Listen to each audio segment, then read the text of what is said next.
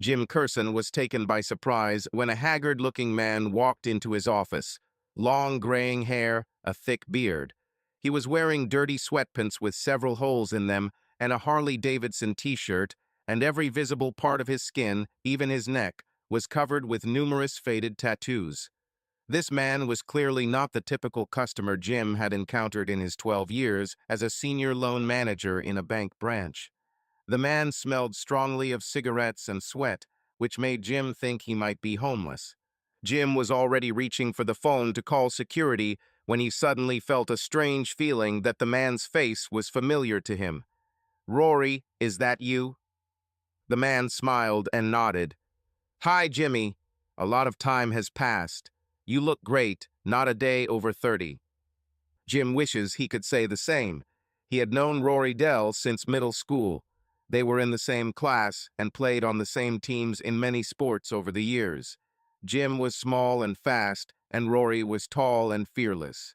In high school, Rory was popular with girls who were sure that he would go into professional sports, either hockey or football. Everything changed in the 12th grade when Rory suffered a knee injury while skiing, which buried all hopes of a career as an athlete. Then Rory switched to his other hobbies, car repair and drinking. Jim kept in touch with Rory after leaving school. He was even one of the best men at his wedding to Tricia Lucas 19 years ago. But later their paths diverged. Rory was partying too much, and Jim, as a married man looking to start a career after college, realized he needed to become more responsible. It had been 17 years since Jim had last been in contact with Rory, although he had heard rumors. "Wow, Rory, it's been a long time since we've seen each other," Jim said, shaking his old friend's hand. "What, more than 15 years have passed?" 17 years and 10 months to be exact, but who's counting? Rory grinned, showing yellowed teeth that clearly needed a visit to the dentist. "Hell yeah, it's been so long. So how are you?" asked Jim. "To be honest, my life has gone to hell," Rory shrugged. "Do you remember how I loved drinking and smoking? Of course, you left me soon after I started experimenting with illegal substances and everything that came to hand." Apparently, Rory read something on Jim's face because he shook his head and smiled. "Don't blame yourself. You did the right thing by staying away from me. Experimentation turned into addiction. I lost my job, my girlfriend, and almost killed myself, so I got off this shit. But drinking was a different story. You've probably heard about my problems with the law. I was caught driving drunk several times. I crashed my truck and almost killed myself 10 years ago, but that didn't stop me. That all changed when I ran a red light, completely drunk, and rammed a minivan. After that, I stopped drinking, and also because he spent 8 years in prison for the murder of a mother and her little daughter." Jim's jaw dropped. He had heard rumors that Rory had gone to prison for murder, and now that he knew it was true, Jim didn't know what to say and was starting to worry why Rory had come to him after all these years. "I'm not asking for money or pity if that's what you're worried about," Rory waved his hand. "I've been clean for 8 years now except for coffee and cigarettes. I have an apartment and a job. Nothing special. I work in sewerage. That's why I dressed up like that. I have such a job that you wash after your shift, and not before it like you. I've been walking past this place on my way to work every morning for about 2 weeks now, and it took me that long to work up the strength to come here." Rory's eyes sparkled with tears. Jim took a deep breath. He sympathized with his old friend, but the phrase, "you dug your own grave," was spinning in his head. While it was nice to know that Rory had managed to overcome his addiction, it didn't make it any less awkward. "When I went to prison, I found my way back to church and started a 12-step program to cleanse myself. Are you familiar with this?" Jim nodded. "Like Alcoholics Anonymous, right?" "Just like and these steps often go 3 forward, 2 back. The 8th step, if I remember, was 6 years ago. This was one of the hardest. You need to make a list of everyone you have offended because of your addiction. You were on this list.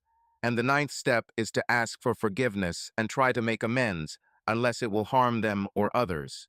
You're the last one on this list who's still alive that I haven't talked to. I suffered and raced in my head many times, afraid to tell you this. I consulted with sponsors and a psychologist. I'm sorry, but what I'm about to tell you may hurt you emotionally, but people much smarter than you, and I assured myself that this was the right decision. Jim felt an unpleasant ache in his stomach. What are you talking about, Rory? A tear rolled down Rory's cheek, and he looked completely devastated. He frowned and shook his head. Jim, one of the last parties, we both went to Jeff Sanders' New Year's party. As I'm sure you remember, I brought illegal substances and shit there. There were a bunch of people in Jeff's van. They'd go there to drink, maybe indulge a little, and then go back to the party. I know that you didn't take anything that night. You just got drunk until you passed out. But Tricia. Rory sighed and shook his head, tears streaming down his cheeks. Jeff and I had sex with your wife that night. What? Jim felt his stomach turn over. He was in complete shock. Jeff Sanders was best man at his wedding, and he and his wife Lillian were still best friends with Jim and Tricia. Their children were best friends, about the same age, and had gone to the same school since kindergarten. Jim's daughter, Maeve, was going to college with Jeff's daughter, Patience, and sharing an apartment with her. We were in some serious shit, and Jeff started flirting with Tricia. At one point, I saw him kissing her bare breasts. He kind of winked at me, and I just joined in. The next morning, I felt terrible. I knew how much she meant to you, and you just got married. I think that's why I started avoiding you as much as you avoided me after that. I heard that you are still together and have children. I don't know if you're still in touch with Sanders, but you should have known that. I'm so sorry, it was terrible, and it never would have happened if your wife and I had been sober. I really hope that you can forgive me someday. That's it. I'm sorry for the pain this news will bring to you and your family. Bye, Jimmy. With that, Rory stood up and walked out, leaving Jim completely confused. Jim's first reaction was that this was a mistake. He remembered that night it was their first New Year's as a married couple, and Tricia had really had too much. He remembered how sick she was, throwing up several times in the taxi on the way home, and spending the next day in bed. Soon after, they both decided to give up all recreational substances. However, nothing that he remembered during all the years of marriage gave him any reason to doubt his wife's fidelity. When she organized the surprise for his 40th birthday, she looked so guilty, just hiding the preparations, that he couldn't imagine her hiding something so serious. And Jeff, if there was anyone Jim would take a bullet for and believed would do the same for him, it was Jeff Sanders. He worked as a school counselor at the very school where their children now attended and was highly respected in the community. Not the kind of person who would cheat, especially since Lillian and Jeff were already living together at the time. However, Jim had to admit to himself that he knew about the existence of the party bus, and that Tricia and Jeff had gone there to drink on at least one occasion that he knew about. Jim wasn't sure if they'd gone there together again, but it was a possibility. For the rest of the morning, Jim was in a state of intense internal struggle. At first, he was furious with his wife and Jeff. Then he felt like a complete fool because he couldn't believe that Rory's words were true. But if this did happen, it was a very long time ago, and Tricia was only 19 years old then. On the other hand, if Tricia and Jeff were intimate once, they had plenty of opportunities over the years to continue dating behind his back. His whole happy family life could be fake, all just 4 months before they become empty nesters when Maeve leaves for college. Typically, Jim and his wife texted frequently during the workday. Tricia, who worked as the HR director at a local brewery, always found time to flirt over text. She sent Jim 3 messages that morning, but he didn't respond to any of them until the third one came. "Are you busy?" Jim replied, "Yes." Jim usually dined with colleagues at one of the nearby restaurants or pubs, but today he didn't want to be around people with a hurricane of thoughts that was raging in his head. So he simply grabbed a sandwich from the deli across the street and ate it alone in his office. He had no idea what to do next. It seemed like every possible choice was a losing proposition. If he confronts Tricia, she will either confess or she won't. If he confesses, he may not be able to stay with her. If she doesn't confess, he might not believe her, or she might be so offended by the accusation itself that she'll become angry. If he ignores it, the unknown will torment him from the inside. At about 1:30, Jim finally thought of something he could do. Jeff's wife, Lillian, was a nurse, and Jim knew she was working the evening shift that week. This meant that she was home alone and had probably just woken up. Jim texted Lillian, "Hi, Lil. Sorry if I woke you up. If you're free, I need to talk to you. Somewhere private and confidential." Her response came 10 minutes later. "Hi, Jim. Just got out of the shower. What kind of party are we planning? Are you working today?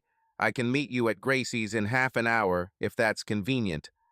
Gracie's was a small diner near the bank. Jim finished working on one of his cases and told his secretary, Sherry, that he was taking the rest of the day. He also asked her that if Tricia called, she would say that he was in a meeting. Sherry knew Tricia, but not that closely. Her gloomy face and nod let him know that she would do as he asked, but she didn't like it. When Jim entered the diner, Lillian greeted him with a wide smile and an energetic wave. As Jim approached Lillian, a tall-legged brunette in denim shorts and a tank top, he couldn't help but think what a fool Jeff would be to cheat on her. Jim loved his wife very much and still considered her one of the sexiest women he knew. But Lillian, she was one of those women who was so beautiful that it seemed unreal.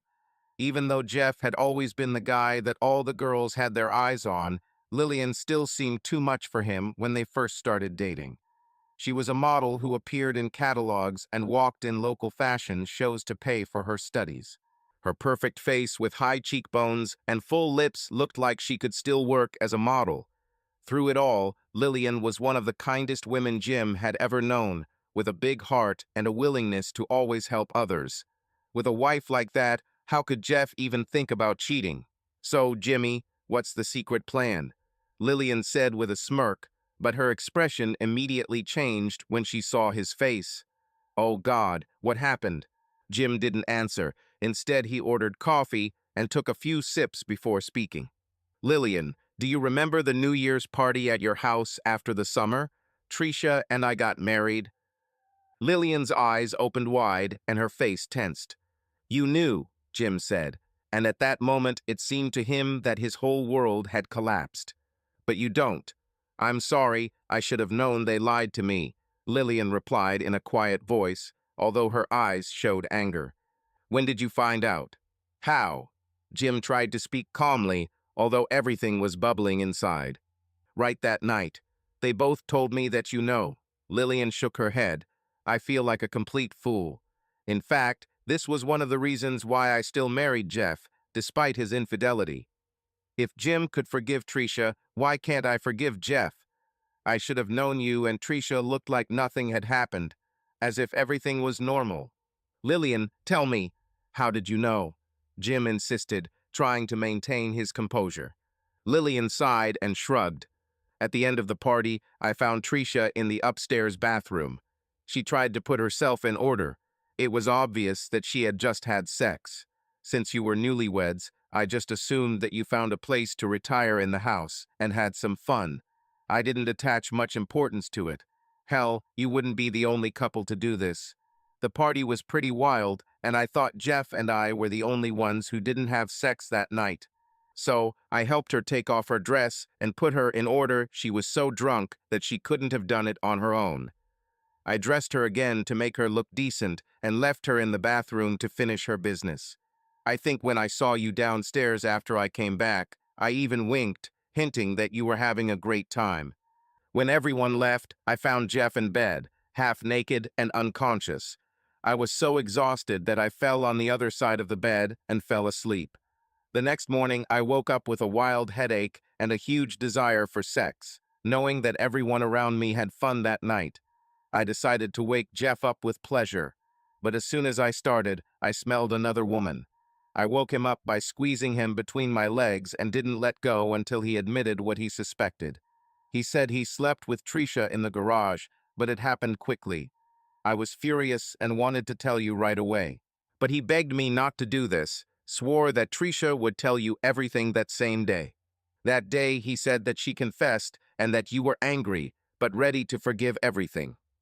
I spoke to Tricia the next week, and she said the same thing. I'm surprised you haven't noticed how things have been strained between Tricia and I for quite some time. We were friendly, but not friends, for several years until I finally forgave her. That's why I didn't choose her as my witness at the wedding. In the end, I accepted it as a mistake that neither of them would have made sober. I accepted it, but on one condition. Condition. Jim couldn't believe how deep this story went. Lillian smiled uncertainty. At first I said that you and I should sleep together to even things out. Tricia said she already suggested it, but you disagreed and said two wrongs don't make it right. I respected this and did not insist. So instead I slept with the hospital intern. Tall black guy with a British accent, a selfish guy, but he knew a lot about what he was doing and, well, you know. After that, Jeff and I went to couples counseling on my initiative because he really didn't want me to cheat on him, even though he was unfaithful himself. He was even a little embarrassed by this, considering that he himself is a consultant, so we didn't tell anyone. But it helped me restore trust in him and improve my relationship with Tricia. I still can't believe you didn't know about all this. Jim took a deep breath, clutching his coffee mug so tightly that his arm began to ache. Lillian, when you work shifts and I have to travel for business, do you think there is a possibility that... Jim, I'll stop you right now. Lillian held out her hand, stopping him. Honestly, I'm really angry at both of them for lying to me about telling you about this. But I'm quite sure that this was an isolated incident. Believe me, it took 10 years before I began to truly trust my husband. I watched him, I made others watch him, and I watched carefully when the possibility of a repetition of the situation arose. I know you're mad right now, but the truth is that it was just a momentary mistake in the heat of the moment in our garage, and it was over before they even realized what they were doing. Both were very remorseful for this, and although it was wrong to hide it, I know that Tricia loves you more than anything in the world. She lied to save your marriage. Considering how you two have always been the model happy couple, maybe this is for the best, and you should just forget about it. By the way, how did you find out? Lillian asked. Jim closed his eyes and laughed. It was a nervous laugh brought on by pure despair. He understood that he would either laugh or scream. Lillian looked completely confused by his reaction. When he stopped, Jim said, "Remember our old school friend Rory?" Lillian frowned. "Addicted. This idiot left such a mess in our house at that party that I refused to clean up after him. Everyone else who was there and having fun at least tried to clean up the mess, but this loser didn't. It was disgusting. It was probably Monica, or..." Her eyes suddenly changed, and Jim realized that now she, too, had learned something new. "Well, he's currently in a 12-step program, and he came to me to repent and ask for forgiveness," Jim said coldly. "He told me all about how he and your husband took turns having sex with my wife. From the way he described it, it wasn't just casual sex, so it wasn't just a quick mistake." Lillian's face turned pale, and she looked absolutely shocked. "I didn't know that. That bastard. I could have contracted a sexually transmitted disease, AIDS, anything from that addict." "Well, judging by how everyone is happy, it was probably better to keep it a secret," Jim said sarcastically. Lillian touched his arm carefully. "Jim, no matter what, this happened a long time ago. Hell, we were practically kids back then. Tricia was only 19 and very drunk. I'm still sure she didn't mean it. Don't do anything stupid. Calm down and give her a chance to explain everything. For the record, if I had known then, I would have slept with you without hesitation, and then probably would have filed for divorce," Jim said with a disdainful grin. "If the offer is still valid, we can go somewhere now." "You're not serious, and you know very well that I would never do this with Jeff or Tricia," Lillian replied, frowning. "But is it okay for them to do this to me? You found yourself a lover, a handsome black man. So why am I the only one who doesn't have fun on the side?" Jim brushed the spoon onto the floor and stood up. "Tell your bastard husband that the next time I see him, I will break his perfect nose. We're not friends anymore, and I'm starting to realize we never were." "Jim, If you want to stay with someone who would do something like that behind his best friend's back, especially when he has you, fine. But if you are not ready to help me take revenge, stay out of my life. I'm sorry, I don't believe that you didn't realize that I didn't know anything. You're too smart. You were just in denial and wanted to keep your handsome trophy husband. Goodbye. Jim rushed out of the diner and headed to the car, where he saw 7 missed messages from Tricia. He got into the car and drove off, not knowing where he was going. After an hour of wandering, he found himself in a more dangerous part of the city that he did not know. He spotted a dingy bar with a sign advertising a late-night show and thought, why not? The inside of the bar looked better than the outside. Clean, well-furnished, with a darkened stage that had a pole set up on it, surrounded by empty tables and chairs. Opposite the stage was a well-lit bar counter lined with empty bar stools. Behind the counter stood a very attractive blonde in a black corset. She was short, about 65 meters, slender, with a beautiful face, full lips and blue eyes. She had a lot of tattoos, which Jim usually didn't like, but they seemed to highlight her toned shoulders and arms, making her even sexier to him. There were just a few older men in the bar, drinking and playing video slots. Sorry, girls dance only on Thursdays, Fridays, and Saturdays. The kitchen is also closed, not many customers today, said the girl, who looked no older than 20 but spoke in a deep, hoarse voice that reminded Jim of Scarlett Johansson. Do you have any whiskey? Jim asked sarcastically. The barmaid smiled. We always have whiskey. Choose any table, but if you sit at the counter, I can serve you faster. There are no waiters today either. Great plan, Jim said, sitting down and ordering a whiskey on the rocks. After his 5th drink, he looked at his phone and saw missed messages and calls from his wife and daughter, as well as one from Lillian. He chuckled and turned off the phone.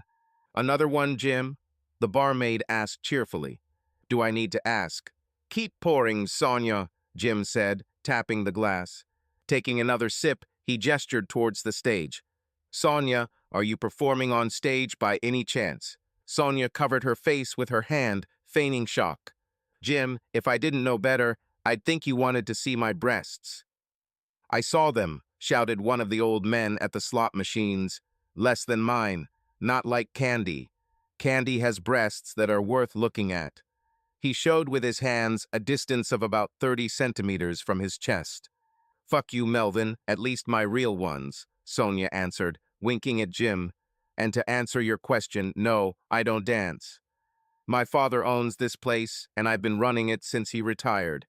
Jim smiled and nodded. So Melvin is lying. No, Sonia answered with a wink. He actually saw my breasts. And he didn't complain. The old men laughed. Can I ask how this happened? Jim asked. Sonia shrugged. This is a club where girls dance naked and waitresses are topless. If I like someone, sometimes I can show him my breasts depending on the mood. And how can I lift this very mood for you, Sonia? Jim tried to flirt. Sonia leaned forward, giving Jim the opportunity to see her valley between her breasts. Sure, she was probably a size A or B, but considering the amount of whiskey in his system, they looked quite attractive. Let's do it this way, Jim. You tell me what's going on with your marriage, and I'll tell you how guys can cheer me up. To hell with my marriage. It's already over. I'd rather talk about you, Jim muttered. Sonia leaned even closer and whispered in his ear. No talk about marriage, no boobs. Jim snorted in displeasure, took another sip, and began to tell Sonia everything, including the conversation with Lillian and how it ended. Sonia listened to him silently, then left and returned with a cup of coffee. What the hell? Jim frowned, looking at the coffee. It's me who makes sure that you are sober when you deal with this, Sonia answered. No coffee, no breasts. Drink your damn coffee so we can see them too, another old man shouted as Melvin laughed. Fuck you, Larry. All you'll see is my shoe when I throw you both out the door at closing, Sonia shouted. Jim took a disgruntled sip of his coffee and then went to the toilet. He wasn't very drunk yet, but he felt like he'd drunk enough to not worry anymore. When he returned, his glass of whiskey had disappeared, leaving only a cup of coffee and a muffin. Eat. You need some food, and then we'll talk, Sonia said, then pointed to her chest. Why do I feel like I'm being manipulated? Jim grumbled, taking a bite of his homemade blueberry muffin and taking another sip of his coffee. Because it is. But I'll still show you my breasts if you play by the rules. I promise, Sonia said with a wink. Okay, although I'm young, I've seen everything in my life and talked to a variety of people. With experience, you learn to read people and learn a lot from their stories.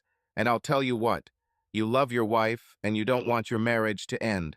Jim shrugged and nodded. Yes, but she ruined everything. Nonsense. She made a terrible mistake many years ago, and you never suspected because all this time your life was wonderful. I bet you anything your sex life was great, even after all these years, right? Jim shrugged again. I think yes, but she just has a high sexual appetite. That's why I'm not sure it was the only time. Has it occurred to you that maybe part of the reason everything was so good is because she felt guilty about that night all along and did everything she could to make up for you? Sonia looked at him defiantly. Jim rolled his eyes. Nonsense. Sonia bit her lip and then smiled. Okay, let's talk about giving pleasure. Compared to when you were first dating, how often did she do this to you before that night? Well, I mean for real, until the very end. Jim shook his head. I don't know. Not very often, even before the wedding. What about all the years of your marriage after that night, on average per year? Jim thought about it. Of course, there were times when this happened less often, but throughout the entire marriage, he probably never went more than a month without enjoying it. He frowned. And what? Maybe after being used by two of my best friends, she suddenly realized that she liked to give pleasure. It probably reminds her of that night. Because I'm a woman, damn it, Sonia answered, showing two fingers. There are two types of women, those who love it and those who hate it. And news for you, the second type is the vast majority. If your wife was the type who loved it, you would have enjoyed it from the very first time she got to third base. The rest of us who don't love do so only because we know how important it is for men. We hate the process, but we love seeing how happy it makes you. Judging by your reaction, your wife is trying to make you happy in this regard because she wants you to be happy. I assure you, she doesn't want to think about that night when she's with you. She's trying to forget her.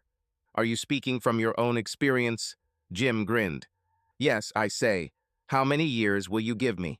Jim shrugged. 23, 24? I'm 29 and I got married at 18. This was the dumbest decision of my life. My husband beat me, but I didn't tell anyone. I was afraid that if my father found out, he would kill him and go to prison himself. Then I only helped in the kitchen here, but during breaks I went into the hall and watched the dancing. By the way, I'm bi. Anyway, one regular, a friend of my husband, said he knew what I was going through and seemed so understanding. One night after closing, I got drunk and cried on his shoulder in his pickup truck. The next thing I know, I'm on top of him. We're kissing and having sex. Even though my husband was terrible, I still thought I loved the bastard. And for the next 3 months, I endured the beatings, as if atoning for my guilt, and gave him the best pleasures, just to compensate for what I had done. Honestly, it was only by having sex with him that I could block that incident in my head. And the stupidest thing was that I didn't want him to find out, because I was afraid that he would leave. I didn't want to lose him. And what happened? Asked Jim. Sonia frowned and shrugged. That fool was so stupid that he hit me in front of my father. Now he's on the ground, and my father is sitting, and I'm running this place alone. You said that your father retired? Sonia rolled her eyes. Jim, we just met. I'm not ready to tell you yet that my father is in prison for the murder of my ex-husband. Well, he was clearly that kind of guy, and he deserved it. I'm sorry this happened to you, but my story is completely different, Jim said, finishing his muffin and taking another sip of coffee. Yes, but it gives me the perspective you desperately need, Sonia replied, watching him carefully. Obviously, your wife means a lot to you, otherwise you wouldn't be so angry.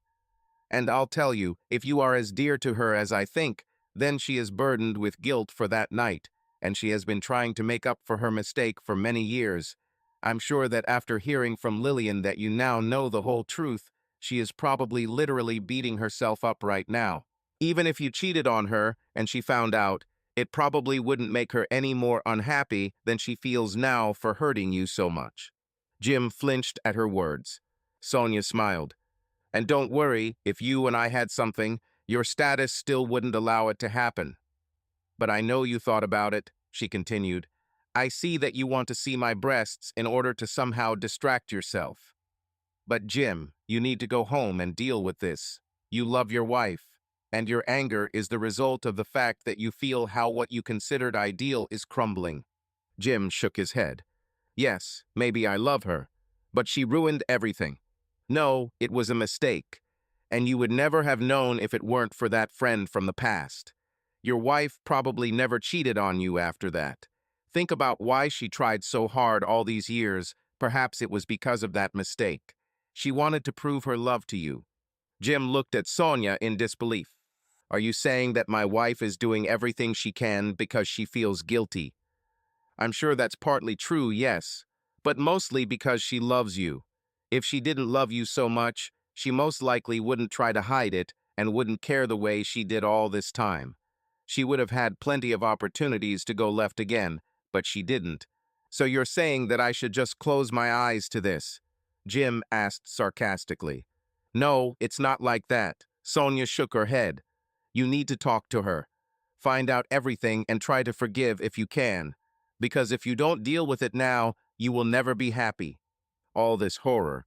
How can I even imagine that everything can be fixed? I've just learned that Jeff and Trisha may have been laughing at me behind my back all these years. How can I live with this?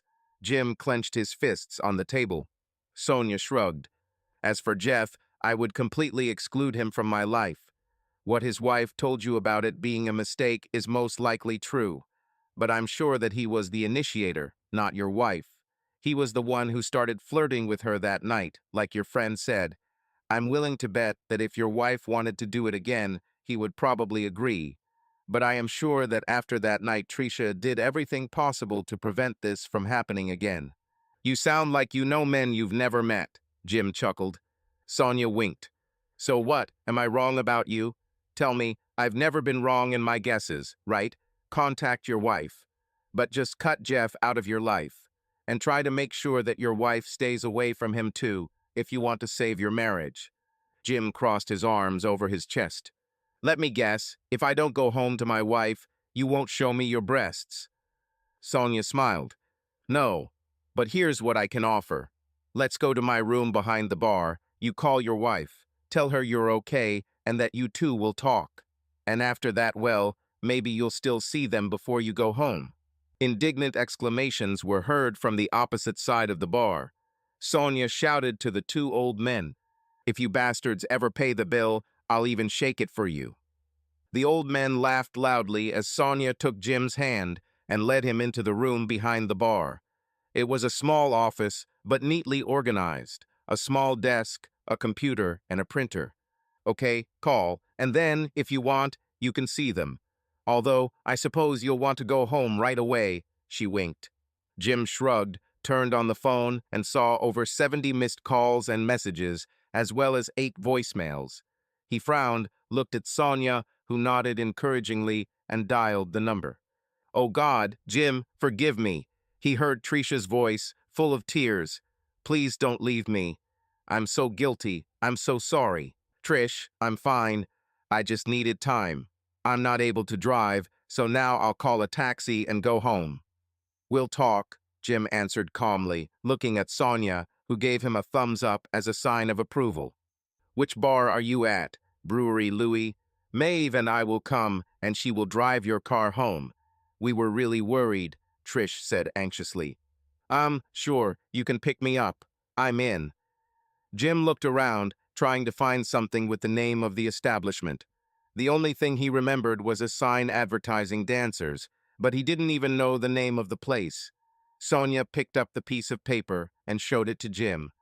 I'm at Starlight Girls, on the corner of Cavendish and 14th North. In a nightclub, Trish said in surprise and indignation.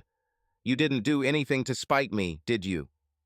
This is a damn nightclub, not a bad place, Jim snapped. If you come, fine. If you don't come, I'll take a taxi and maybe I won't come home today. He hung up and didn't need to look at Sonia to know that wasn't the best reaction. At that moment, he didn't care. Well, come on, show me. What? Sonia frowned. She reached behind her back, unfastened the hooks on her bra, and it hung freely. Sonia pulled the top of her bodice down, giving him a good view of her small but flawless breasts, the same bronze shade as her face. There was a small tattoo of a flower on one breast. Here, Sonia buttoned her bodice again and left the office. Jim followed her. Now that I'm no longer motivated to drink coffee, I'll grab some more whiskey, Jim said, sitting back down in his seat. You can't blame her for thinking that you decided to take revenge on her. You were flirting with me and trying to see my breasts, Sonia said, and I'm sure she's still on her way. Did she sound upset? After what she did, why does she even care what I do? Jim answered bitterly. Where's my damn whiskey? I like you, Jim, and I rarely like anyone who comes here.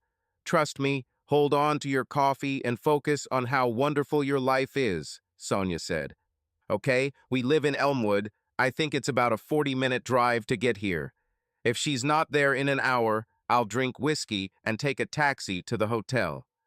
Sonia leaned over and whispered, If she doesn't come, you can drink until closing, and I'll take you somewhere myself. But if she comes, no shouting, just listen to her and try to give her a chance to explain herself. Agreed? Jim whispered back, If I stay drinking until closing, I won't be able to be a gentleman, and I'll want to kiss those perfect little breasts.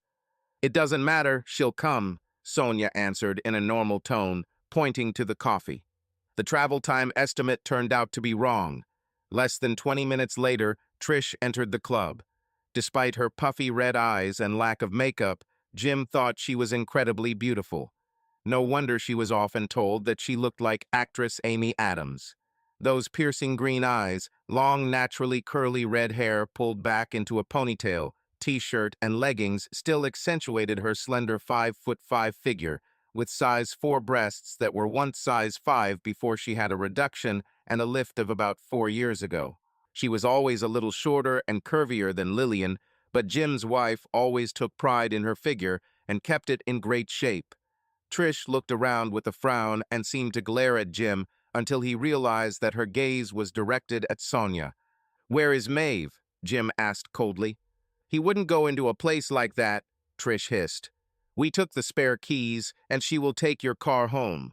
Is the performance over? Dancers are only from Thursday to Saturday, Sonia answered cheerfully. You must be Trish. You seem to need coffee, tea, or maybe juice. Sorry, but this is not a place where I would drink anything, Trish said in an arrogant tone. No, probably not. As far as I know, none of us girls have ever been in a group with 2 of our husband's friends behind his back, Sonia answered with a smile. Did you tell her? Trish said in a hoarse voice, her pale face turning red. Jim glared at his wife. Sonia is the one to whom you should be grateful that I didn't get into a taxi drunk and go to a hotel for an indefinite period of time. Be nice to her. And how did she achieve this? Trish looked at the young woman with displeasure. Sonia shrugged. I promised to show him my breasts if he sobered up and called you. It worked. What? Trish started crying and didn't know whether to yell at Jim or at Sonia. Look, Trish, I'm sorry for being so harsh about that comment about the band, but I'm a little protective of this club, Sonia said, still smiling. It was a quick glance, more of a joke than anything serious. Now you two definitely need to talk. You can go home and discuss this in front of your daughter, or have a drink at the house's expense here and talk in a more private setting. Your husband was upset, and I listened to him. Jim is an amazing person from what I learned about him, but nothing was going to happen. He loves you too much. So what do you do? Trish wiped away her tears. You tried to sleep with Lillian today, she told me. I was shocked, angry, and she was the first to suggest that, as she put it, even the scores. Jim replied coldly. But you yourself told her that I'm not interested. Do you remember? Vodka and orange juice, please, Trish said sharply and sat down on the stool next to Jim. Better double. Sonia made a serious face, nodded, and brought Trish her drink. I think I better go see how the old people are doing, she added, grabbing a couple of beers and heading towards the video lottery arcade. Trish took a long sip of her drink, her eyes following the young woman. Did you really convince her to show you her breasts? Doesn't seem to be your type. All these tattoos. Trish, tell me the truth. What really happened that night? Jim looked towards the bar, not at his wife. I heard two different versions. I don't think anything could be worse than the one I'm imagining right now, so tell me. The truth? Trish started crying again. The truth is that I remember almost nothing. I got so drunk that everything was like a fog. At first, I thought it was a nightmare. It was only when Lillian found me wandering around the house, looking for the toilet, that I realized what it really was. And what did you do then? Jim said in a mock cheerful tone. Trish burst into tears. Jim saw out of the corner of his eye how tears were streaming down her face. Even her nose began to run. He continued to look ahead silently, sipping his coffee.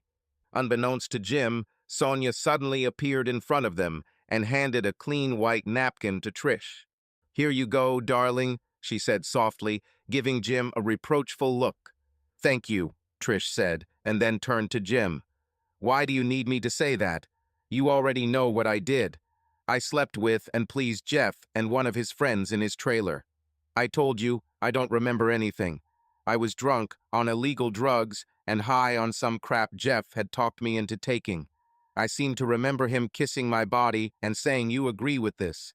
This is going to sound really stupid, but at that moment I really thought it was you there. I swear it's true.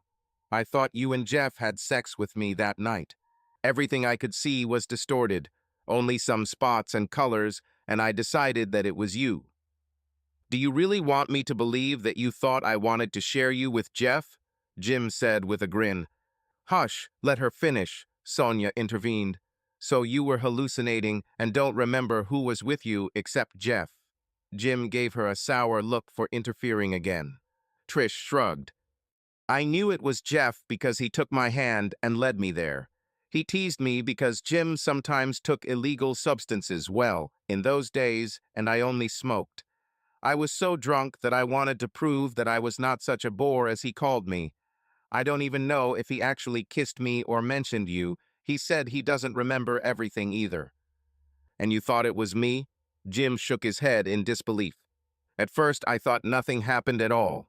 Damn, I had never taken such substances before, so I didn't even understand what was happening to me. Trish cried again. Then Lillian found me and helped me clean up, and I realized that it was real. I felt their taste in my mouth. I remember Lillian made some remark that we were newlyweds, so I calmed down a little, because even though I slept with another man, you were there too. However, I was still afraid of how Lillian would react if she found out that Jeff was with us.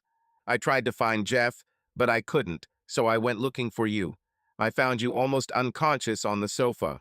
I asked when you got there, and several people told me that you had been sitting there drinking for several hours. Then I realized that you weren't there. The thought of sleeping with two men who were not my husband made me sick. I was terrified, but afraid to be around Lillian.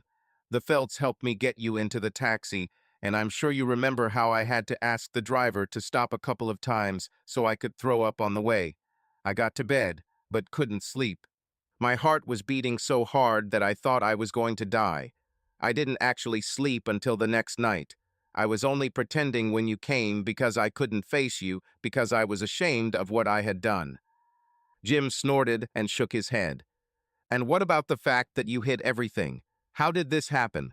Lillian told me that she found out Jeff had cheated on her the next morning, although he didn't mention the trailer or that it was a threesome. Can you tell me something first? Trish asked quietly, wiping away her tears. How did you know? Before you talked to Lillian? She didn't tell you that I asked her to sleep with her. Jim shook his head. Sonia frowned and refilled it with coffee. Well, honey, do you remember Rory Dell? Trish winced. That drunken creep you forced me to include in our wedding party. He sold you substances in those days. Was he spying on us? Jim turned and looked at Trish. A faint smile flashed across his face. Trish frowned in disgust and downed her drink in large gulps, then motioned for Sonia to have another. That bastard lied. I asked Jeff who the other man was, and he said it was a friend of his from out of town that you and I didn't know, so there was supposedly no chance you'd ever find out. And when did this conversation take place? Jim asked, turning back to her. Trish ignored his question and asked her own. I slept with Rory Dell that night, and he only told you about it yesterday. Jim shrugged. He's going through a 12-step program, so now he's apologizing to everyone he hurt while he was using. He deceived me. Where is his apology? Trish said with contempt. Jim chuckled. Deceived, according to him, and nothing you said makes me doubt his version. You willingly went along with it. First I gave pleasure, then I had sex with them in turn. I gave pleasure again, I had sex again. Jim, Sonia said sternly, this isn't helping. She was obviously in no condition to consent to sex with anyone other than her husband. No, he's right. I behaved like the last creature that night. But I thought it was you, I swear on my life. I went for it and enjoyed it because I thought it was you. Trish hung her head and began to cry as Sonia gently patted her on the shoulder. You didn't answer my question. When did you discuss what happened with my best friend? Jim asked coldly.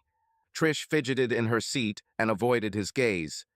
2 days later, when you went to the gym, I called him. I said I knew it wasn't you and demanded to know who the second man was. As you know, he lied, but he also said that Lillian knew what happened. I almost had a nervous breakdown and panicked, screaming at him and threatening to let you kill him. You know Jeff, Mr. Psychology. He calmed me down and convinced me that the best thing for everyone is that you never find out. He said that the only thing I would gain by confessing was relief from my guilt, but the price would be great pain for you. He said that you would leave me and he would have no chance to restore his relationship with Lillian. Jeff said he already told Lillian that you were aware and that we were working on it. Later that week, she invited me over. I was terrified, but I had already convinced myself that by hiding the truth from you, I would save our marriage and save you from pain. This is not an excuse, but at that time I was naive and truly believed that I was doing the right thing. I lied to both you and Lillian. Jim raised his eyebrows. So when she offered to even the score by sleeping with me, you said I wouldn't do it to continue the lie? No, I just couldn't stand the thought of you ending up with her. It would kill me. She is so beautiful, slender, perfect she still is. You would have slept together, and she would have taken you from me. You're twice as good as her husband, and she knows it, Trish cried again, hanging her head, and motioned for Sonia to give her another drink. Sonia gently touched her shoulder. Sorry, but I think you've had enough. You need to be clear-headed to discuss this. Excuse me, I need to clear out the old folks to get ready for closing. But you two take your time. Jim, are you going to leave me? Trish asked softly. I don't know what I'm going to do. I'm still processing what's happening. I came to this bar to get drunk. Who would have thought that I would find a bartender and a marriage counselor here at the same time? You like her in a sexual way. I noticed as soon as I walked in. Did you like looking at her naked? Trish said this with a hint of despair. It was a quick look, and yeah, they were pretty good. But I didn't marry you because of your breasts, which are better than Sonia's and Lillian's before and after your surgery. And I won't leave you just because of breasts, Jim said. Listen, I'm still trying to wrap my head around all this. You have to understand that what happened so early in our relationship makes me rethink a lot of things that have happened since then. Okay, I guess that makes sense. Jim turned and pointed his finger at her. One thing, if I catch you in one lie, even an innocent one, I will leave and may never come back. Understood? Yes, what do you want to hear? I'm telling you the truth. Were condoms used, but I suspect they weren't, and they were just smart enough to pull out in time. That's why I went to the clinic and underwent a full examination. I got a vaginal infection, but there were no STDs. Jim closed his eyes and shook his head. But we continued to have unprotected sex with you the very next day, if I remember correctly. Hell, at least 5 times a week until you get your period. Trish frowned and shrugged. I already said that I was young and stupid then. I know that I could have infected you with something, but I didn't want you to suspect anything. Besides, I felt so bad mentally that I simply needed physical intimacy. It was only thanks to your love that I did not end up in a mental hospital. I felt so bad inside. Well, I'm so glad I was able to help you recover from sleeping with my 2 friends, Jim said sarcastically. Jim, Sonia said reproachfully, returning to the bar counter. The establishment was now empty and the lights were bright. Sonia shook her head. It's okay, I deserve it. I know I acted selfishly, relying on you, even though it was my own fault. Well, according to your husband, as he told me, Sonia looked straight at Jim. You didn't really suffer when she leaned on you, especially when it came to pleasure. You must love sex. Trish's eyes widened and she blushed. Oh, well, it's not for me. You don't want white lies, so I'll say, I don't like it. I can't stand the taste. Okay, that's not entirely true. I love that you like it so much. That's why I do it. And it turns me on too, knowing that I can give you such pleasure. I think I also wanted to continue to prove to myself that I deserved such an amazing husband. Sonia raised an eyebrow and smiled slyly at Jim. He was starting to think that she was right about a lot of things, and maybe he should listen to her advice, even without bribes. But he couldn't say he regretted seeing her breasts, and Sonia didn't seem to mind showing them. Trish, I'm sure you know I have to ask this, Jim said, turning to his wife. He wanted to see her face when she answered. That night was the only time you cheated on me in our entire relationship, even when we were dating? Yes, definitely, Trish responded quickly. Over all these years, of course, they tried to seduce me. There was also harmless flirting, you saw it yourself, but I never kissed anyone more than on the cheek.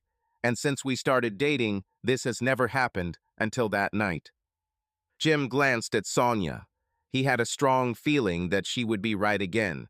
He turned to his wife, sighed, and asked the next question. I believe you. Did Jeff ever try to seduce you after that night? From the look on Trish's face, Jim knew the answer even before she nodded. He added, even when he was sober. Trish lowered her gaze and began to nervously twirl in her hands the cup of coffee that Sonia placed in front of her. He was never rude or pushy. These were more hints, comments that made me understand that he wanted more. When I reminded him that I could never do this to you again, he backed down, respecting my words. When was the last time he tried? Jim asked calmly. He saw Sonia glance at him with the expression, I told you so. Trish shrugged, visibly nervous. Last month. Jim closed his eyes. Not only did his best friend sleep with his wife a few months after their wedding, but he tried to repeat it for 18 years. Please tell me what happened the last time. Was it when I went to Philadelphia for a couple of days for a meeting at the headquarters? I already said that nothing happened.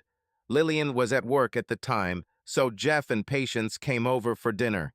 You probably remember I talked about this. The girls were sitting in another room, and he helped me wash the dishes. He leaned towards me and said that I had very kissable lips, and looked down so that I knew he was talking about the wrong lips.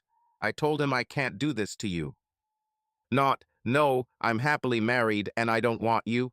Sorry, but it sounds like you were looking for an excuse for him to stop, but didn't say no.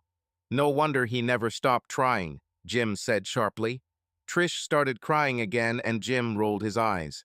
All she did from the moment she entered the club was cry, even though he was the one experiencing the pain and she was the one who caused it. You don't understand, Trish said, sobbing between words. Of course, I didn't want to kiss him or anything else. He never went any further when I politely refused, so I always did it that way. I didn't let him touch me in a way that he wouldn't touch you. He was your friend, and I was afraid that if I angered him, he would destroy our marriage without hurting himself. His marriage was different from ours, as I thought you knew. He and Lillian allowed each other to sleep with other people. Did you hear this from his wife, that she is not against his cheating? Sonia intervened. Not directly, but Lillian wanted to sleep with Jim. She hinted at it when she called me tonight. And I know she sleeps with doctors at her job, Trish stammered.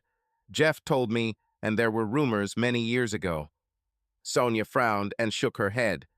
Honey, he was just using you, and I tried to do this for all these years. Well done for not giving in a second time, but he is a serial cheater. And if Lillian ever had a fleeting relationship, it was most likely an attempt to take revenge for his infidelities, and I bet it was a long time ago.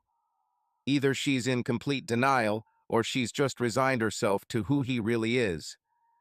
Trish, if you and I have any chance of saving our marriage, Jim said firmly, you have to promise me that you will never have anything to do with Jeff again, or with Lillian either, as long as they stay together. What? But nothing has happened since that night. He's your best friend. Our daughters are best friends and are going to live in the dorm together, Trish said with surprise. A best friend doesn't try to seduce his friend's wife over and over again, Jim replied. I know it will be awkward, but it's necessary, and Maeve needs to know why. Trish's eyes widened. What? No, you can't let her know what I did. She will never forgive me. She'll think I'm some terrible, easy-to-get woman. How old is she now? Asked Sonia. 17, Jim answered. Soon 18. Sonia rolled her eyes. She's almost an adult, and I'm guessing about the same age as you when it happened. She knows how everything works. And besides, Jim is right. She needs to know why you're going to cut your best friend's parents out of your life, and why there will be difficult times ahead. You don't want her to jump to conclusions and choose sides. How did you explain Jim's disappearance to her this evening? Trish shrugged. She said it was some kind of midlife crisis. Sonia made a face full of disappointment and put her hand to her forehead. Was he at my club? You just told your daughter that Jim is cheating on you. I'm sure she's a little resentful of her dad. Do you also want to feel guilty for ruining their relationship? She will be ashamed of me if she finds out. Maeve will hate me, and I'll lose her like I'll lose you, Trish said, sobbing. Jim touched her hand. Trish raised her head, surprised by his touch, and looked at him. Maeve is a smart girl. She'll probably be angry and a little disappointed, but she's really smart and she'll want to support us, Jim said. And you really need her support, and you need to keep your daughter away from someone like Jeff, Sonia added. Oh, Jeff would never. Jim began, but then stopped short, remembering that just 24 hours ago he had no idea that Jeff was stalking Trish. He also remembered how Sonia had been right about everything from the very beginning. He made comments and looked at her, especially when she was in a swimsuit. Trish admitted, You are right. She needs to know, and I'll call Jeff. And you talk to Lillian. And please don't tell Maeve I told you this, but she and Patience are more than friends. Jim nodded. He suspected this, but did not bother asking questions. He didn't feel comfortable thinking about his daughter dating anyone, be it a guy or a girl, but in the end, all that mattered to him was her happiness. I'm sure Jeff and Lillian both know this. Maeve keeps saying that she'll tell you when she's ready. I told her you don't care as long as she's happy, but it will really put a strain on their relationship, Trish added. Maybe I should tell her that I already found out, and that you're right, that I really don't care, and I just want her to be happy, Jim said, thoughtful. She will always be my little girl. Bad idea, you might scare her, Sonia intervened. You don't seem like the type to make scenes at home about orientation, but it's better to show it through actions. Offer comments on stories or news about people being judged for their sexuality and express your opinion against it. Show that you will not only accept her, but are also ready to stand up for her. As soon as she feels that she will not lose her protective dad, she will tell you everything herself. Excuse me, but who are you, Sonia? Trish asked suspiciously, raising an eyebrow. A simple barmaid who decided to save all the problems of my family after showing my husband her breasts. She's the club manager, Jim said with a grin. Sonia laughed and shrugged with a wide grin.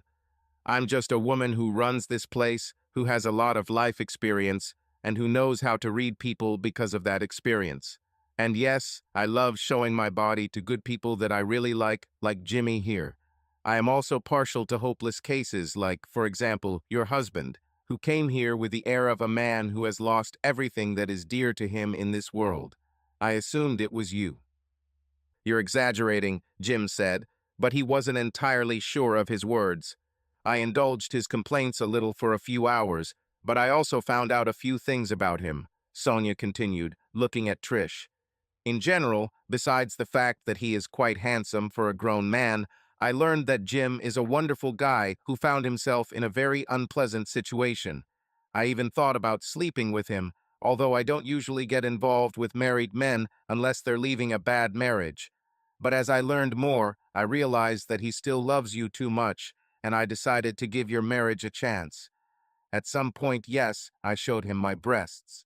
But he looked at them like a picture on the wall or like a scene in a movie. That's when I realized for sure that I had no chance of anything more than a one-time romance, even if he left you. But I don't need it. Jimmy is the kind of man you can fall in love with and marry. Well, I'm very glad that you didn't sleep with my husband and decided to interfere in our lives, Trish said and took out her phone. Jim is sober enough to drive now. Don't worry about a taxi, Sonia said, waving him off. Sonia, can I take your number? I'd like to invite you to dinner to say thank you, Trish said, emphasizing the last words and smiling. Sonia seemed to flinch as if Trish had lunged at her. Trish, it's my pleasure. But like I said, Jim is the kind of person I could really fall in love with. The three of us shouldn't have sex, and I don't think it will help your marriage. Trish didn't mean it like that, Jim said with a nervous laugh, then looked at his wife. Trish? I think I promised not to lie, Trish smiled and shook her head. A small part of me actually considered that option for a second to even the score by allowing Jim to have a threesome. And you are very beautiful. But I already know that this will not solve anything, but will only complicate the situation, especially now. Besides, like Lillian, Jim might fall in love with you and leave me. No, I'm only offering dinner and maybe some friendship. Maybe you can give us some more advice while we work on our relationship. Sonia took Trish's phone and dialed her number. I really don't have many friends, especially those who accept my profession. But the main advice is to do what Jim said and find a normal psychologist. And Jim, stay away from Jeff. It will be difficult to work on your relationship when you end up in jail for fighting. And forget about the threesome, Jimmy, you're not that type. This is the first thing you've been wrong about since I came here, Jim said and winked at his wife. Trish laughed. They both smiled at each other. Sonia looked slightly puzzled. When Trish stopped laughing, she said, I'm sorry, but my senior year of high school, my best friend and I went to a frat party. She and I seduced Jim and had a threesome at a party. After that, they both tried to get him, but Jim chose me, and from then on we started dating. Jim shrugged and smiled. But that was the only time, right? Sonia asked in bewilderment. And you're not looking for another threesome, judging by Jim's reaction when you said you might be interested. Then both Trish and Jim started laughing. You scoundrels, this is not true, is it? Were you just making fun of me? Sonia asked, joining their laughter. Sorry, you were right about everything you said, and it was starting to get annoying, so I wanted to see what it would be like if you were wrong even once, Jim said. Sonia pointed her finger at them. You see, both of you didn't say a word, but together you made up this story to deceive me.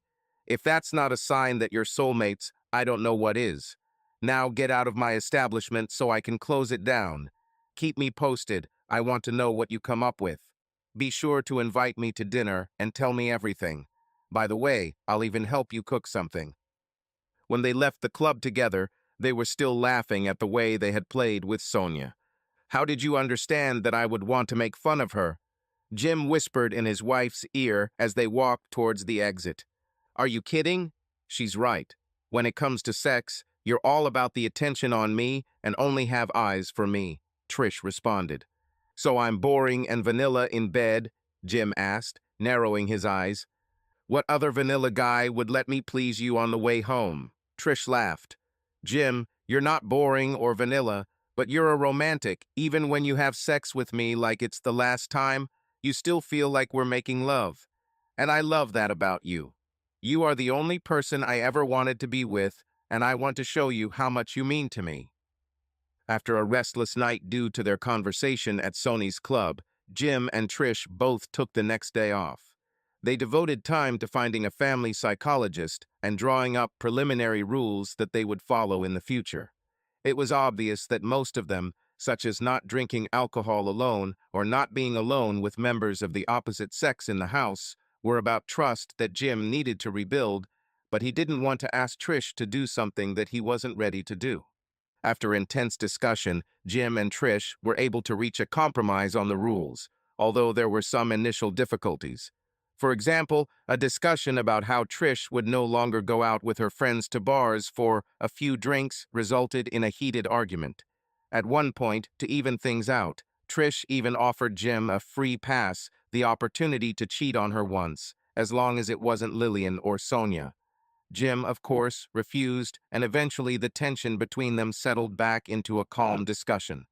Although Trish agreed to stop communicating with Jeff and Lillian, she insisted that she must call Jeff first so that he would not be caught off guard when Lillian learned all the details. Jim wanted Lillian to know the whole truth as soon as possible, and even wanted to be present during the conversation with Jeff, but Trish refused to put the call on speakerphone because she did not trust Jim, afraid that he would lose his temper and say something in a fit of anger. "Hey, Jeff, this is Trish." Trish began cheerfully, although she looked very tense. "Yes, Jim has returned home. Listen, I told him everything, absolutely everything." She paused as she listened to his answer and took a deep breath before continuing. "No, this is a bad idea. Don't come.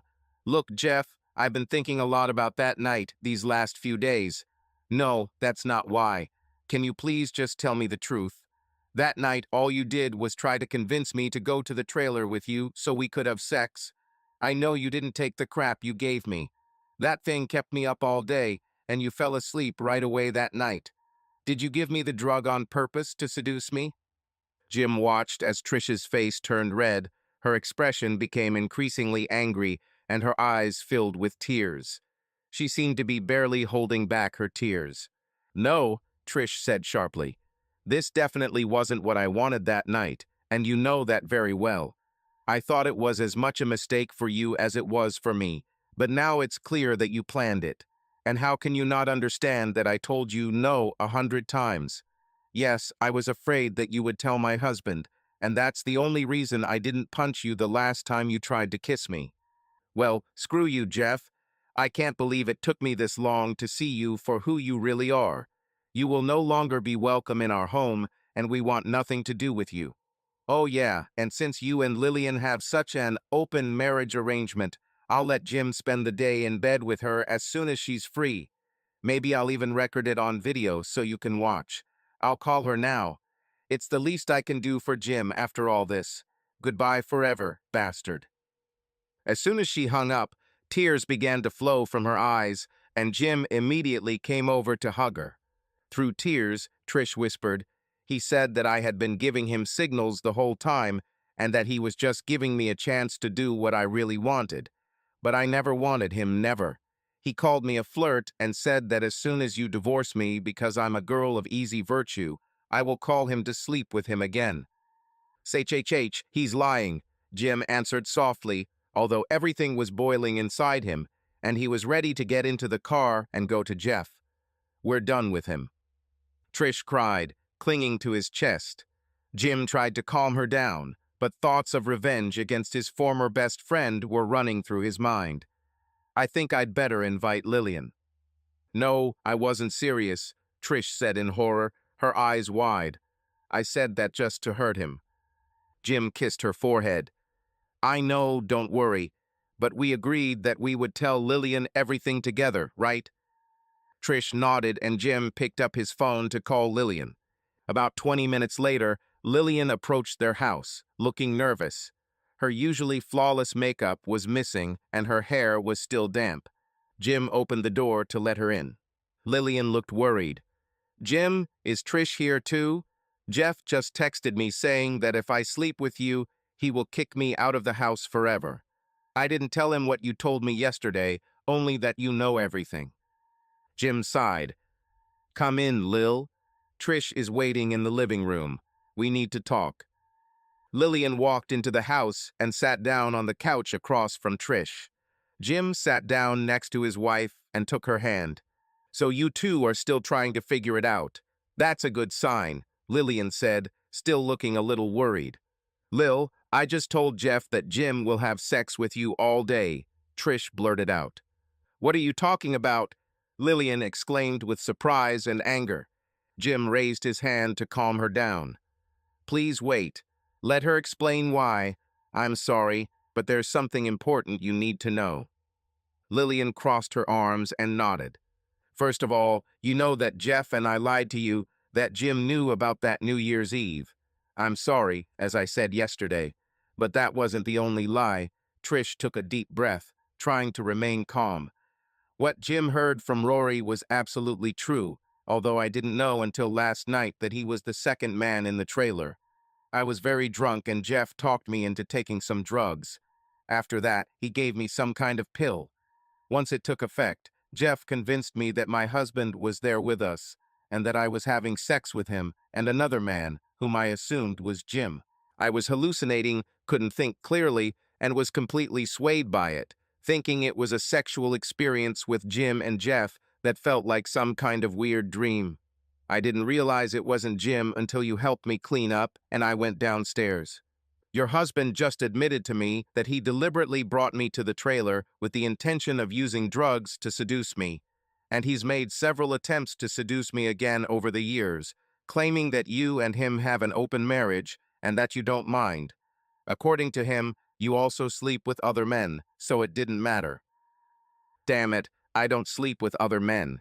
It happened once before our wedding, just to take revenge for that New Year's Eve, and he knows it very well, Lillian answered indignantly.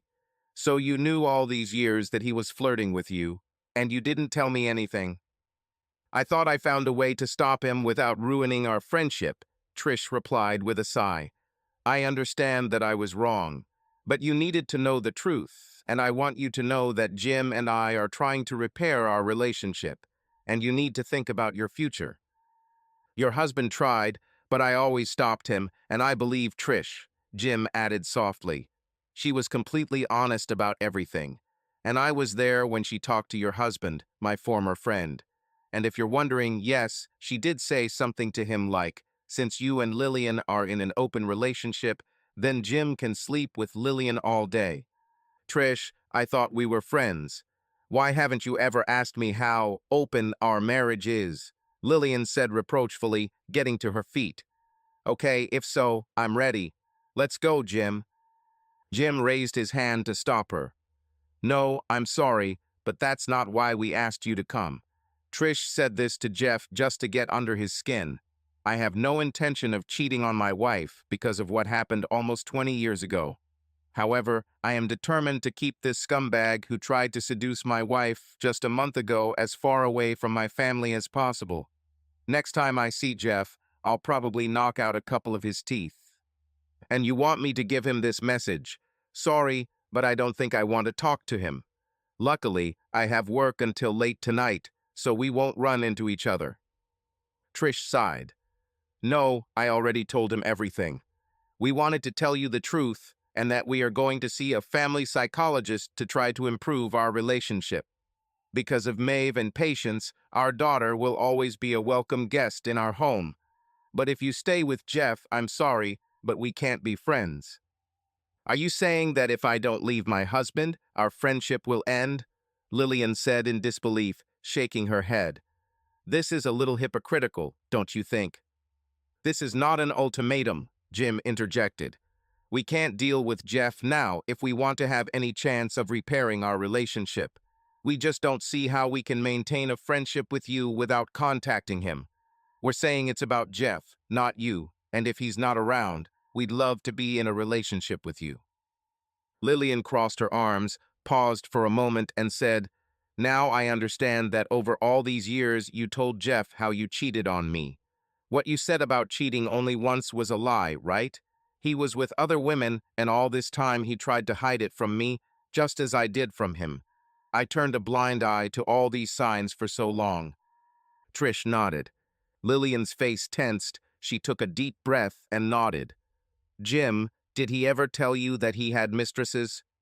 Jim shook his head and looked at his wife. Jeff never mentioned cheating in front of him. He told me this many times over the years when we were alone, Trish replied.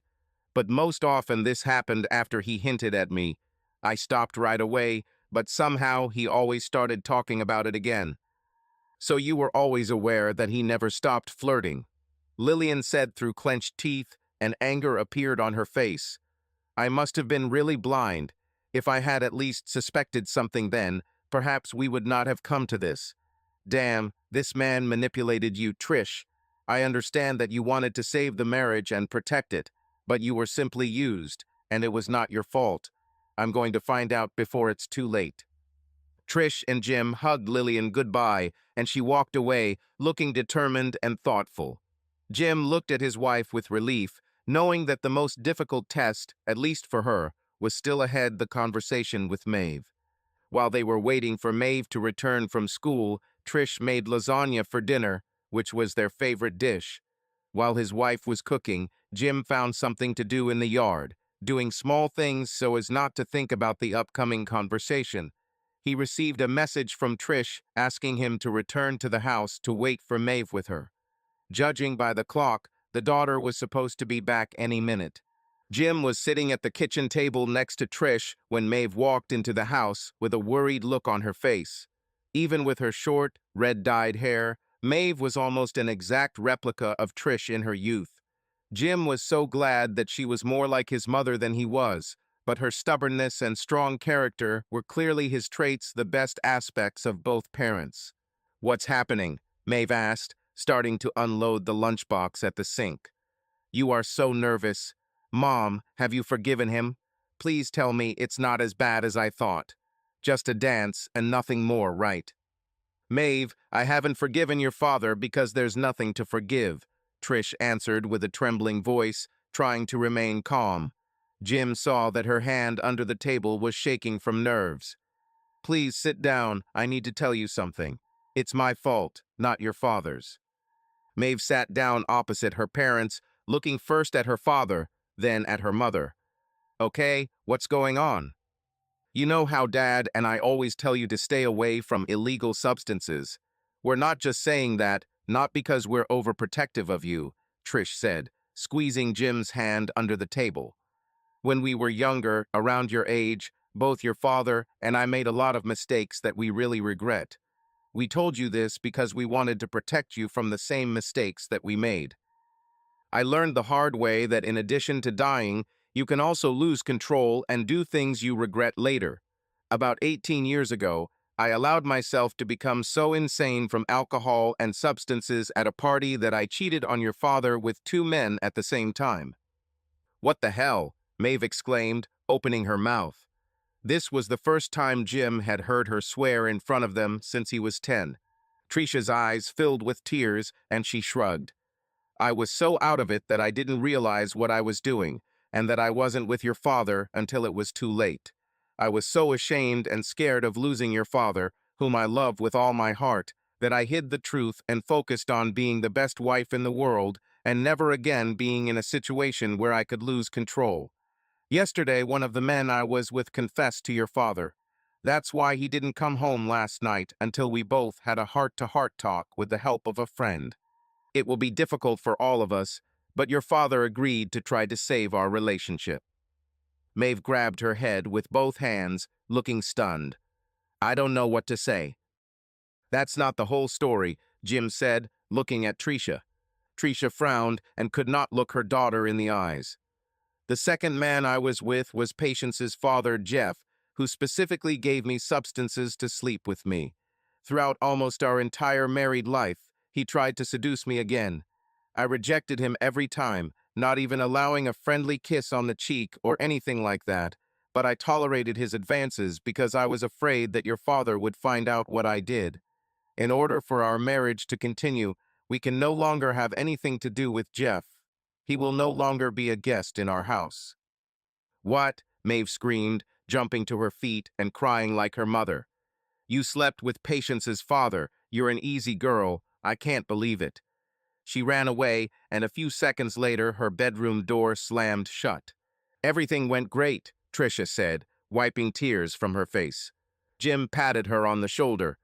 "She'll get through this." We needed to tell her the truth. Maeve stayed in her room and didn't even come out for dinner. Jim tried to talk to her several times, but she only told him to leave. Only at 9 p.m. the door of her room opened and Maeve came out. When Tricia tried to hug her, Maeve gave her mother a cold look. Tricia frowned and walked away. "Dad," Maeve said coldly, "I advise you to divorce your bitch wife, considering that I personally saw her flirt with Jeff several times, most recently a month ago while you were away. Even Patience noticed, but I thought it was harmless since you are all close friends. Obviously, this is not the case. Oh yeah, and tell her she ruined everything. Patience's father won't let her move in with me at college. He said that none of his daughters would live with a guy whose mother is a flirty bitch." Jim stood up and raised his voice. "Maeve, you have no right to talk to your mother like that. She's still your mother." Maeve screamed. "She is not my mother, but the donor of my womb after she ruined my life." When Jim hugged her, she tried to pull away, but soon she hugged him too and began to cry. "I love her, Dad. I mean romantic love. I want to marry her and be with her forever. Now I'm going to lose her because of my mom." "I know, honey. I know." Jim continued to hug his daughter until Tricia left the room. Maeve sobbed. "How can you be with her after what she did to you?" "Because it's been a long time and I love her. It was your friend, my ex-friend, who was stalking your mom, not the other way around. I believe it when your mother says she allowed the flirting because she was afraid he would tell me everything if she pushed him away too harshly. I heard it in person when Jeff and your mom were talking. It doesn't matter. He won't let me see Patience again. He threatened to take her out of school if she didn't promise to avoid me. He works at our school and he doesn't joke." Jim let go of Maeve and wiped a tear from her cheek, smiling. "Whatever happens, we will get through it. But you know that your mother loves you perhaps even more than me. I know you're angry right now, but we need to be strong and work together to get through this. Your mother will need your support and strength because we will most likely have difficult times ahead." "Jim, can you help me clean up some things in the guest bedroom?" Tricia called. "There will be guests arriving this evening who will probably stay with us for a long time." Guests? With everything going on, Jim didn't really want their relatives to come over. Tricia smiled at him uncertainly, and then Maeve. "Lillian and Patience have permanently moved out of their home and need a place to stay.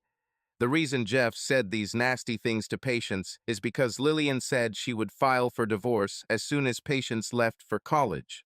Of course, this was before her mother had a chance to talk to her. Lillian found out that besides me, he had several other women on the side. I told Lillian what Jeff told their daughter, and she decided not to wait, left work early, and left immediately. I also asked Lillian, before she left, to tell this bastard that if he calls my daughter bad words, I will come with a knife and make him a eunuch." Maeve ran up to her mother and hugged her. Jim smiled as he looked at them. No one said anything, but he knew they would get through this, and he hoped he could too. Jim knew he had to stay out of the kitchen while the Thanksgiving meal was being prepared. He also knew that this event was important to her, since Maeve was returning home for the first time since she and Patience moved into an apartment together in Philadelphia for college. Patience will certainly join her.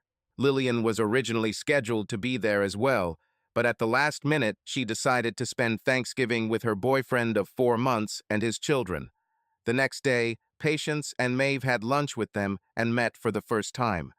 When Jim talked to the girls a week ago, they both joked that they had gained 20 pounds by eating 2 large turkey dinners in one weekend.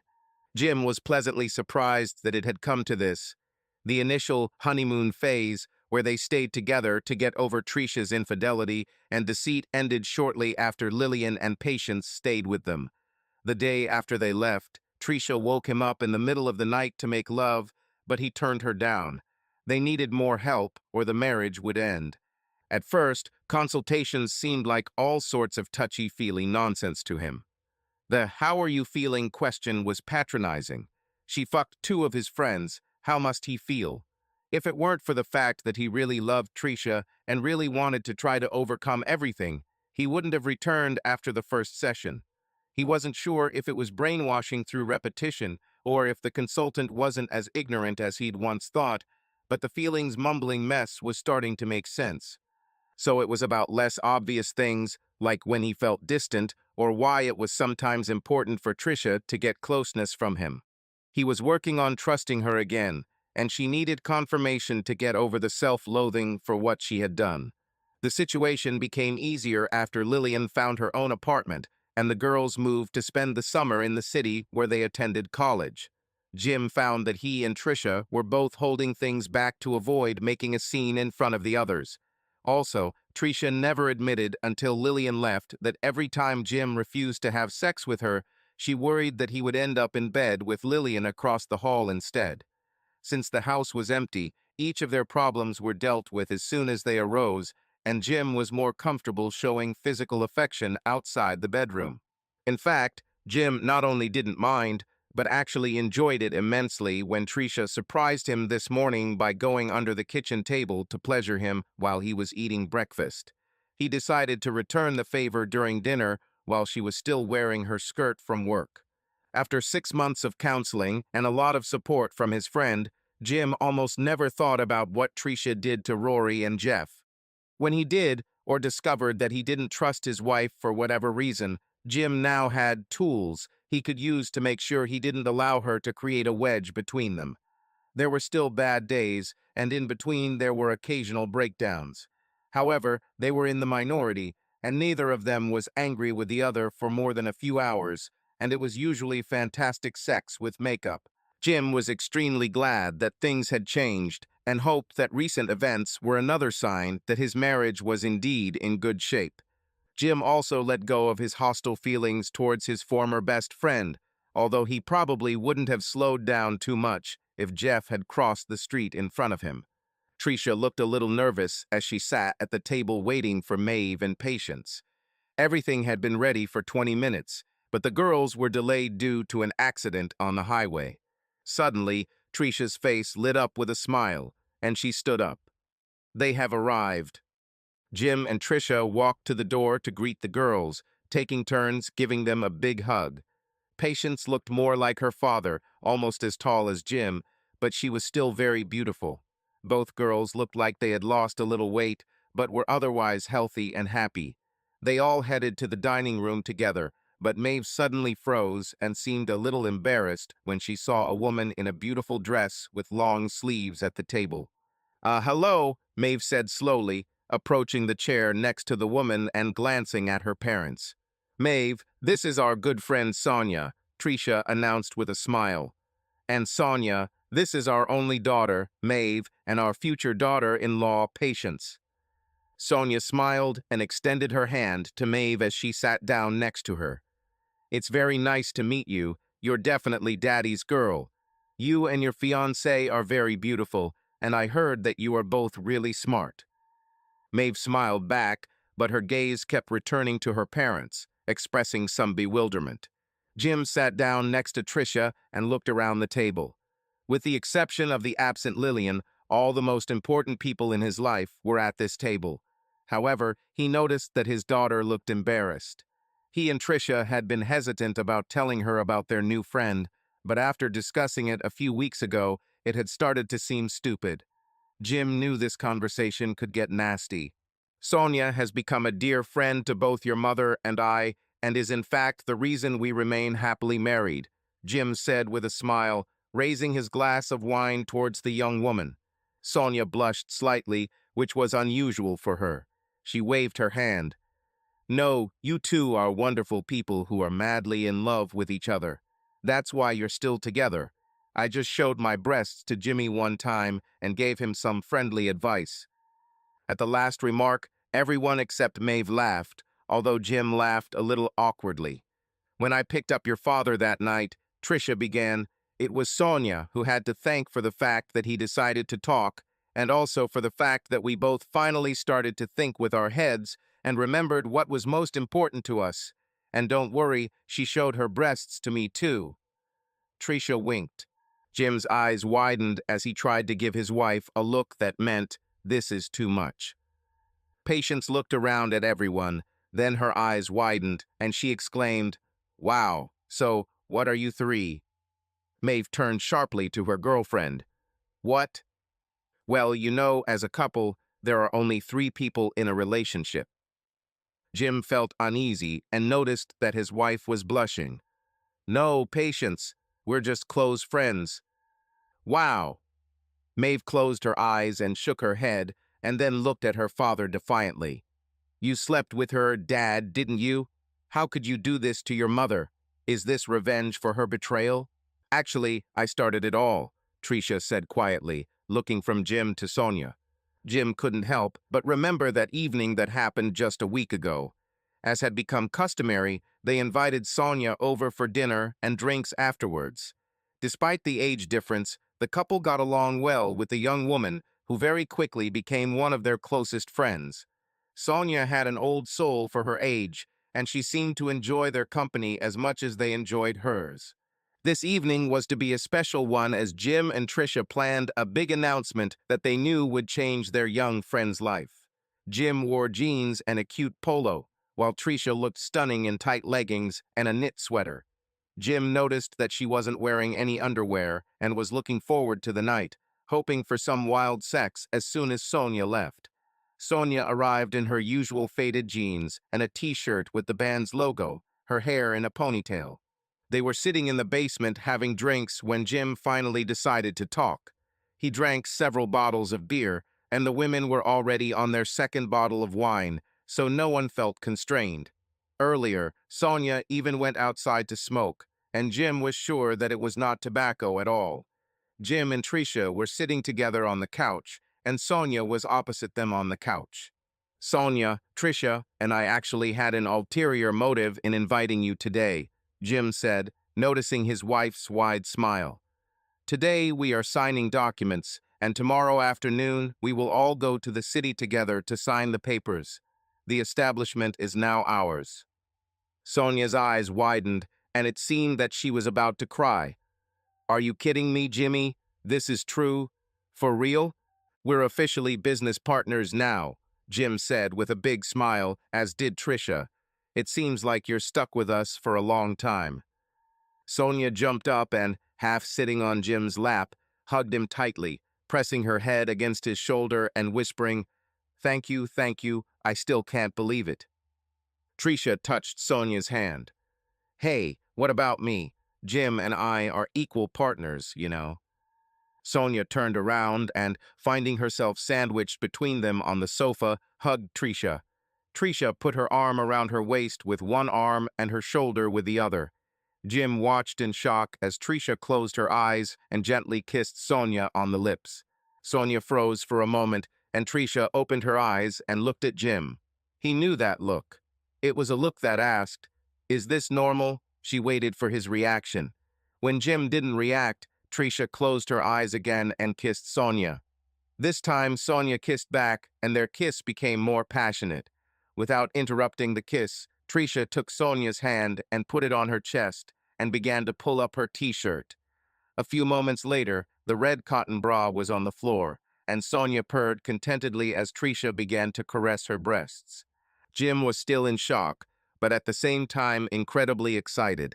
He could not believe that all this was happening in reality and was not a fantasy. Tricia pulled off her sweater and kissed Sonia again, pressing her bare chest against her. Knowing that Sonia was prone to showing off, Jim still thought it was some kind of prank and expected the women to laugh and say, gotcha.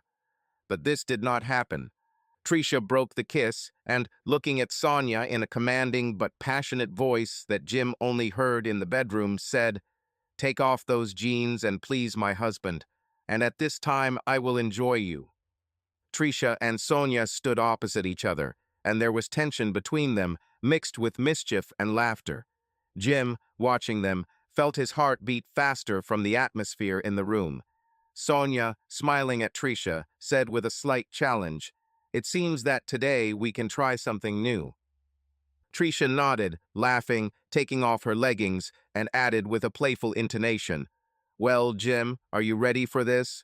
Jim, somewhat confused, took a step forward, watching as the two women continued to exchange glances. "Let's try to play a game," Sonia suggested, looking at Jim and lightly patting him on the shoulder. "Only this time, without the usual rules. We'll just have fun together." She looked at Trisha, who nodded and began to laugh. Laughter and light banter created an atmosphere in which all three felt at ease and free, allowing themselves to relax and simply enjoy the moment. They remained motionless for several moments, enjoying the aftertaste and heavy breathing. "Incredible," Sonia whispered, looking at both. Trisha stroked her hair and whispered back, "You were beautiful." She looked at Jim and added, "And you were incredible. We did it together as one." Jim smiled and felt a surprising sense of satisfaction that the three of them had shared this intimate moment. Trisha got up from the sofa, took Sonia's hand, and pulled her towards the bedroom. "Time to call it a night for real," she said with a smile. Jim followed them into the bedroom, where another night of pleasure awaited them, filled with laughter, affection, and a sense of togetherness. Returning to reality, Jim noticed that Maeve, sitting opposite at the dinner table, was grimacing with displeasure and wincing with embarrassment. Sonia took a deep breath and blushed slightly. "Listen, this only happened once. I won't lie. Alcohol played a role.